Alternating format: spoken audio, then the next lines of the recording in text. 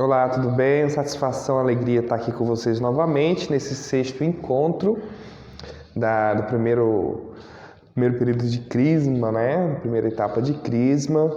E no encontro anterior a gente falou sobre Jesus, a família de Jesus, a família de Nazaré, onde a gente falou do capítulo 2, 41 ao 50, e do Evangelho de São Lucas, onde a gente vê que Jesus se perdeu, mas ele foi obediente e também deu os seus ensinamentos ao papai e à mamãe, e houve toda aquela alegria, né, da maturidade, do bom filho de que Jesus foi.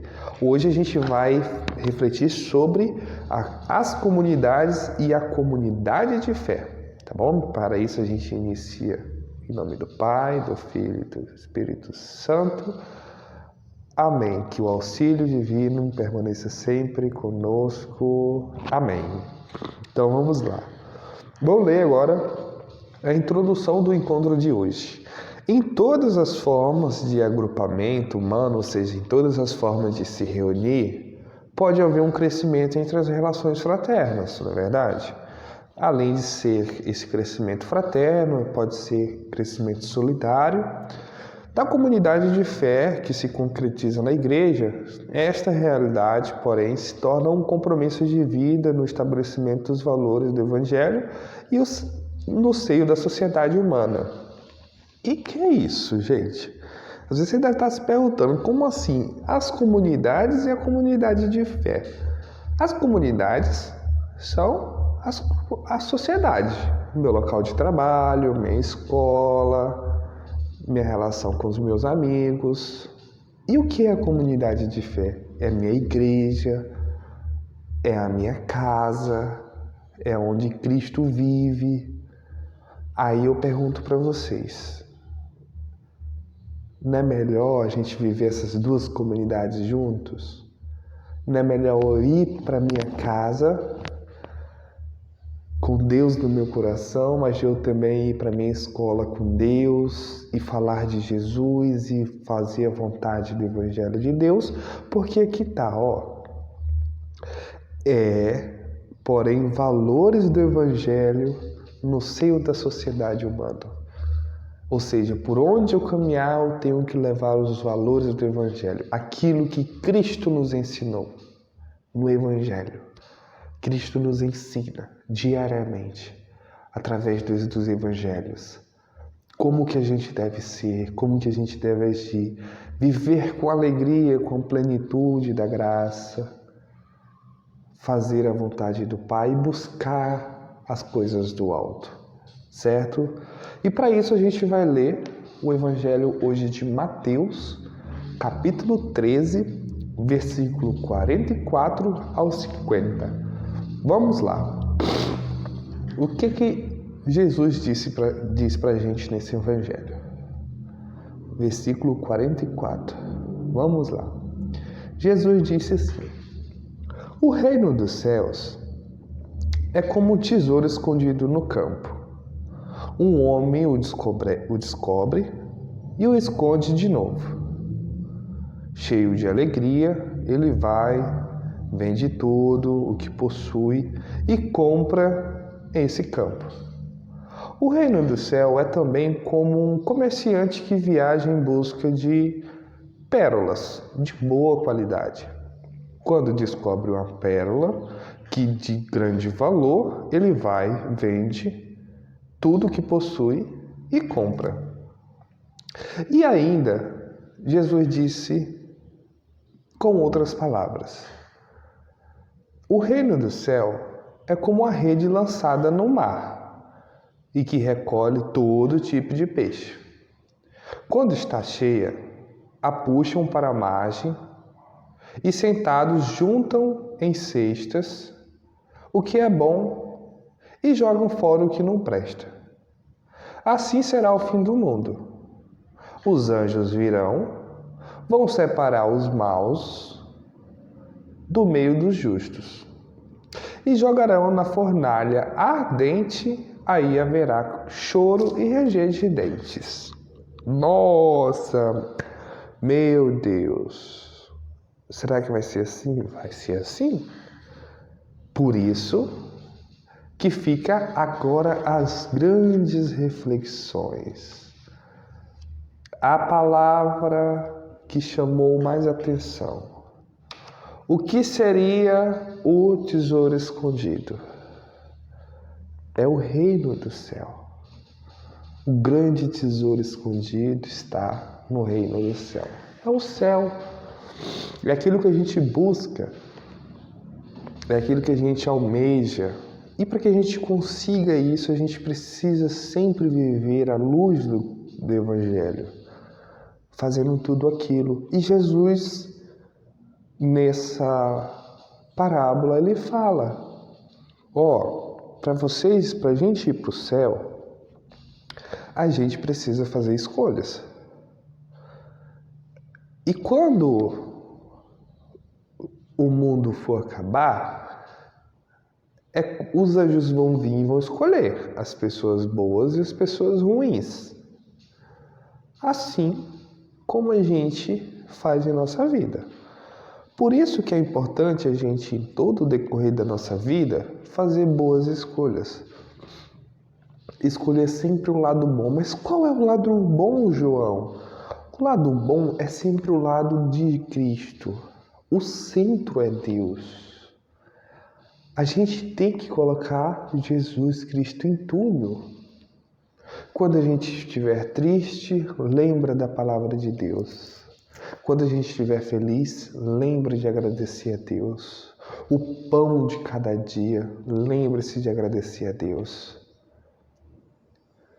São passos, caminhos que a gente tem que ir se esforçando para poder chegar a mais perto da refeição divina.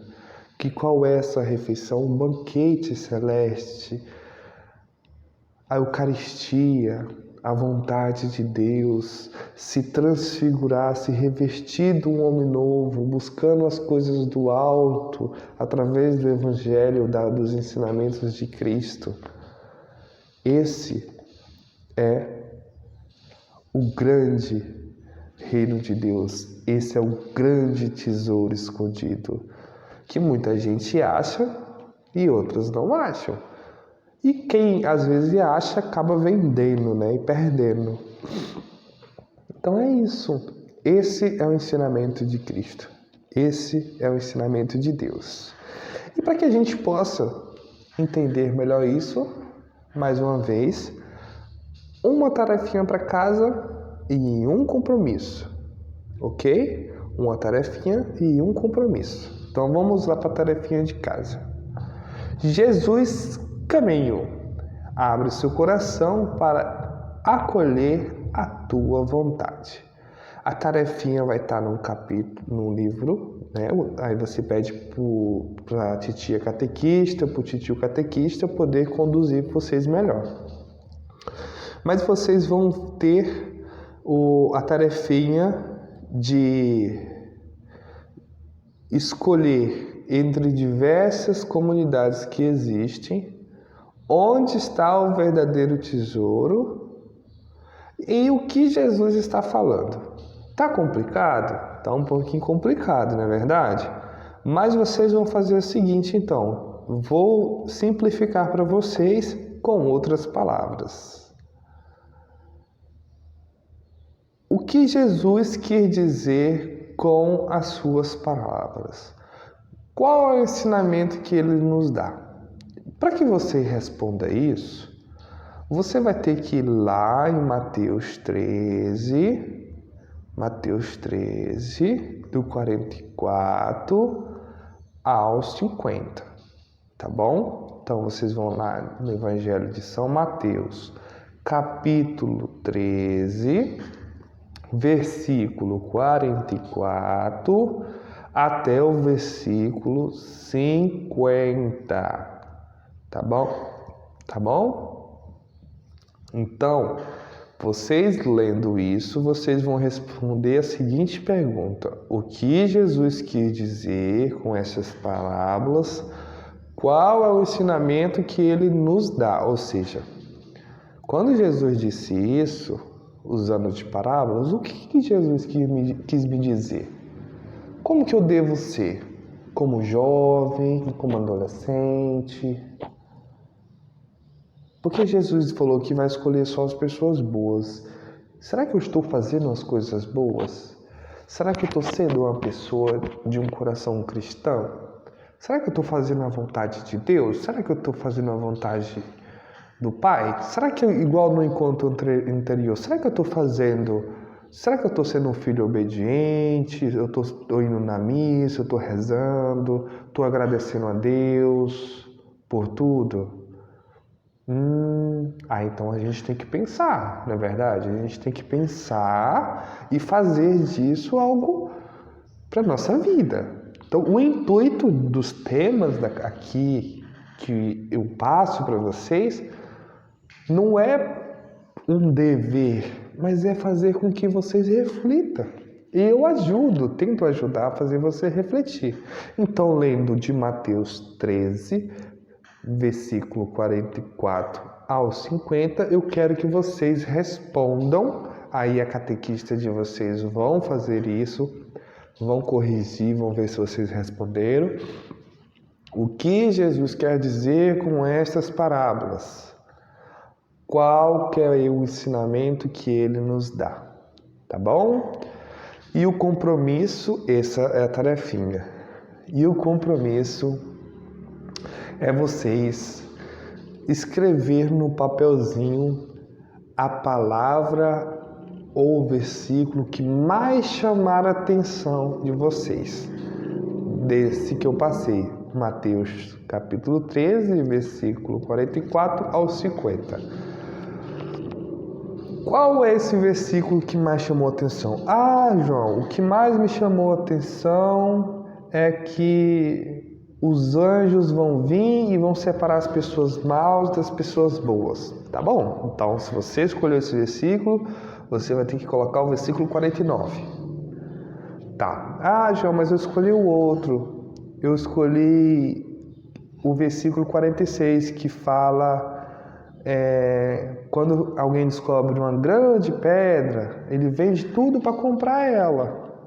Isso para mim tem um significado, porque essa grande pedra pode ser o reino de Deus. Então eu tenho que fazer tudo para ter ele. Então o compromisso de vocês é esse: escolher um versículo que mais chamar a atenção.